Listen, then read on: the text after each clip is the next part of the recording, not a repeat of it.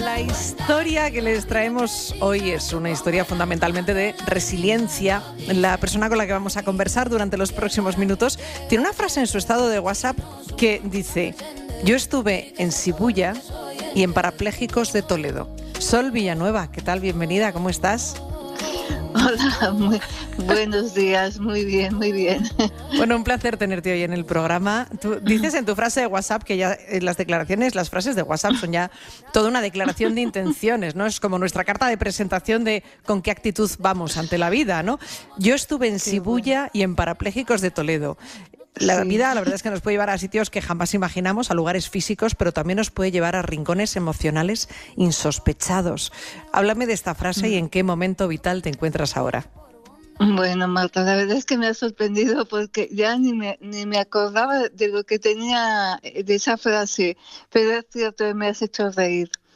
Bueno, pues esa frase efectivamente yo tenía siempre... Me ha gustado mucho la estética de Japón, era una ilusión pude ir y bueno, tengo ahí una foto con los brazos abiertos en Shibuya, en Tokio, y estaba muy contenta, ¿no? Porque se había cumplido uno de mis sueños.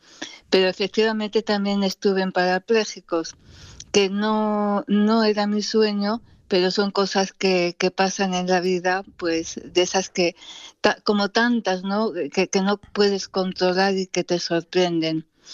Y bueno, pues era una forma de decir eso, que te pasan cosas buenas, pero que también, igual que estás arriba, puedes estar abajo, y que esa línea que divide esos dos estados es muy débil y casi invisible. Sin duda. Por no decir invisible totalmente, sí. Bueno, puede que quienes estén escuchando ahora mismo a Sol la recuerden mucho, porque durante muchos años ella fue uno de los rostros más populares de informativos Telecinco. Hoy queremos hablar con Sol de cómo ha sido su vida en estos últimos 6 años, porque ha dado para escribir un libro y la continuación de ese libro se titula Alas en la oscuridad, mi lucha con el síndrome de Guillain-Barré. Ese síndrome es una de las muchas enfermedades raras que hay y por tanto es muy desconocida. Háblanos de él y de este Alas en la oscuridad, que es el libro que has escrito a raíz de todo lo que te ha tocado vivir, Sol. Bueno, pues verás, yo empecé a escribir la primera versión de este libro en Toledo, cuando estaba en el Hospital de Parapléjicos, un poco porque no tenía otra cosa, porque yo me coincidió mi rehabilitación con la pandemia del COVID y bueno, pues pasábamos mucho tiempo, meses, encerrados, sin poder recibir visitas y sin poder salir ni siquiera al patio, ¿no? Entonces hubo un momento en el que un fin de semana, pues es que no tenía nada que hacer, no podía salir de la habitación, no me quedaba más remedio que escribir, que en aquel momento no estaba entre mis prioridades. Sin embargo, porque además no podía mover las manos, estaba en una silla eléctrica con las manos apoyadas en una almohada encima del regazo. Y mi terapeuta ocupacional, Raquel Perales, me instaló un brazo mecánico en la mesa que yo podía mover con el poco movimiento que tenía con la cabeza, movía el ratón con la barbilla.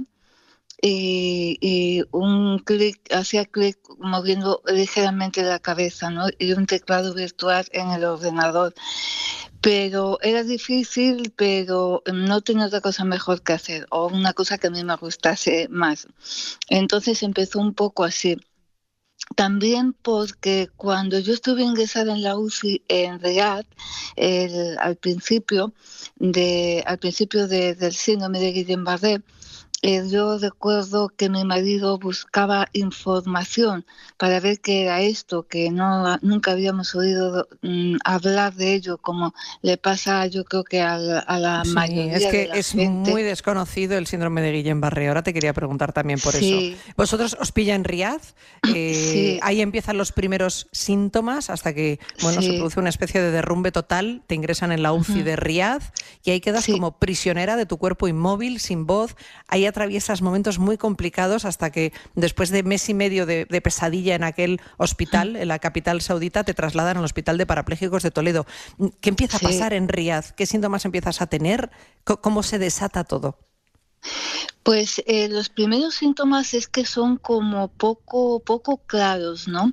Son como, no son cosas muy claras que tú veas que está pasando algo serio, porque es principalmente debilidad, pero todos tenemos momentos así, débiles. Entonces, si estás con gripe o estás con gastroenteritis, que es como la mayoría de la gente que yo he conocido con síndrome de Guillain-Barré, eso es lo que lo ha desatado, pues es normal que estés débil, que te sientas la cabeza congestionada, que no... Bueno, y una cosa, un síntoma muy claro sí es el hormigueo en las puntas de los dedos, en las manos. Eso sí que me pareció, fue el primer síntoma que dije, uy, esto sí que es raro, porque ese hormigueo era extraño. Entonces, como la mayoría de la gente vas a urgencias, como no tienes nada de fiebre, no tienes nada así claro, generalmente pues te mandan a casa. Y a la mañana siguiente, cuando te despiertas, es que ya no te puedes mover, no puedes mover absolutamente nada. Entonces, de ahí a la UCI, pues ya es casi directo, ¿no?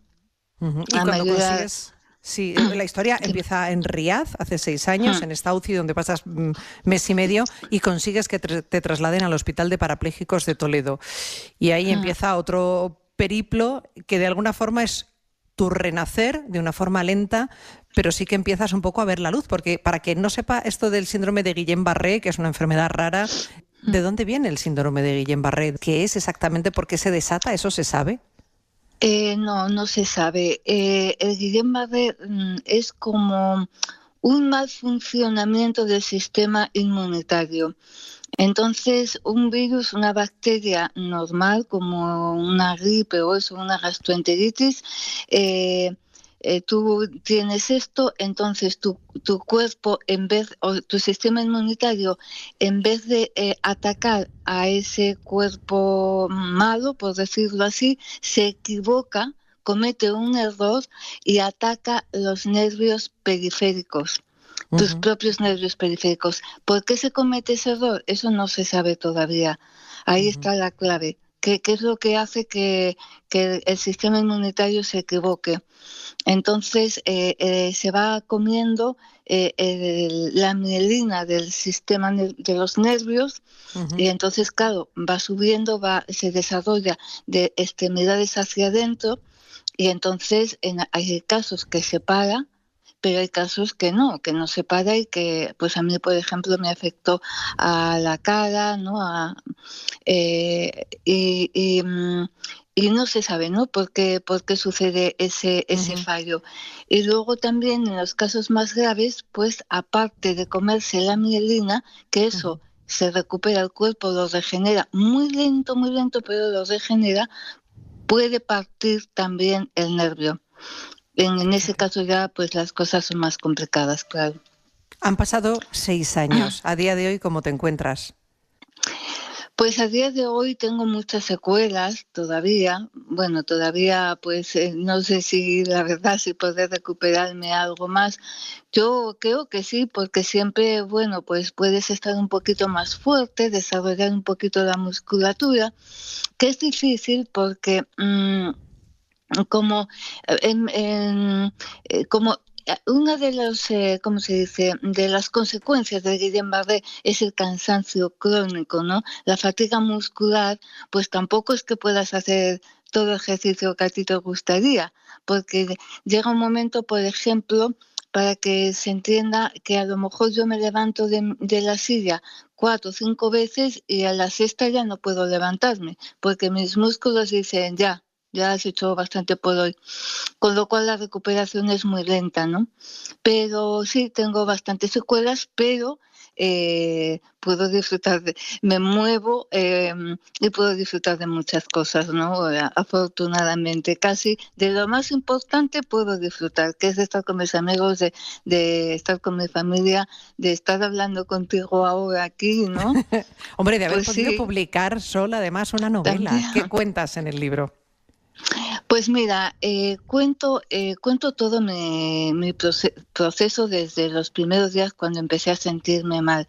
¿Y por qué tenía esa necesidad? Pues por lo que comentaba antes de que nosotros en realidad, bueno, yo no, mi marido buscaba información y no había información de nada. Y entonces, pues yo empecé a contar ahí mi historia. También es cierto que a mí yo siempre me ha gustado escribir y escribía para mí, pero publicar siempre sentía que no tenía nada importante que decir, que lo que yo me gustaría decir ya lo habían dicho otras personas mucho mejor que yo. Y era como que, bueno, ahora sí que tengo algo importante que decir porque esto es Qué muy fuerte. fuerte. Claro. O sea, de Sí. alguna forma era como si o sea, esto es un poco, pero como si le Sí, hubieses pedido a la vida una historia y la vida te dijo, bueno, te la vamos a hacer atravesar la historia y ya tendrás una historia que contar, ¿no? pues se puede leer de esa forma, porque de Qué verdad, barbaridad. Marta, que yo de verdad que siempre me ha gustado escribir, pensaba que yo no puedo aportar nada nuevo. Todo se ha dicho y se ha dicho mucho mejor que lo puedo decir yo. Sí, se puede leer de esa manera. Mm. ¿Qué es lo que te ayudó o lo que te impulsó para salir adelante? ¿Qué te dio fuerzas? Porque al final esto es un proceso con muchas secuelas físicas, pero también con mucha secuela emocional. Y conseguir Hmm. mantener la cabeza firme en un proceso de este tipo que te deja inmóvil completamente, sin voz, sin poder mover el cuerpo y que además te genera toda la incertidumbre de qué va a pasar en el futuro, ¿a qué te agarraste? Pues mira, hay dos cosas. Una, mi marido, que es el que estuvo continuamente a mi lado cuando lo dejaban pasar a la UCI, claro, que recuerdo en realidad que llevaba una silla plegable para sentarse un ratito ahí a mi lado en una habitación que hacía un frío, en realidad, hacía un frío que pelaba y era un sitio desolador. Él siempre nunca me pensó, o sea, los mensajes que continuamente me mandaba es, no te preocupes, que te vas a recuperar. O sea, esa actitud de nunca dudar delante de mí. Mm. Cuando se iba Sí, a otra casa, cosa es, claro, de eso, puertas para pero eso... adentro. Eso es, yo eso se lo he recomendado a mucha gente porque imagino que ese mecanismo mental también funcionará para otras personas. Si a mí él, que yo confío en él, me dice, no te preocupes, que vamos, que esto lo superamos, tú tranquila, tú tienes que recuperarte, estar aquí tranquila, no pienses en nada, todo está bien y es cuestión de tiempo, pero vamos, que te vas a recuperar. Yo eso me lo creía. Y luego, efectivamente, cuando tenía los momentos más malos, más dolorosos, cuando decía ya no puedo más, recordaba, recordaba a mis hijos y pensaba, es Claro. que cómo voy a renunciar a estar un poco más con ellos, a poder acariciarlos, a poder, no sé, me acordaba del tacto de su piel, de su olor.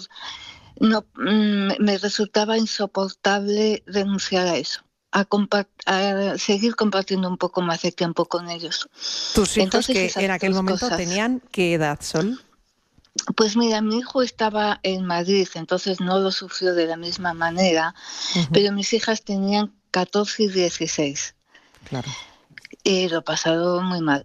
Lo he pasado muy mal porque en principio no se querían volver a España. Llevábamos 5 meses en realidad.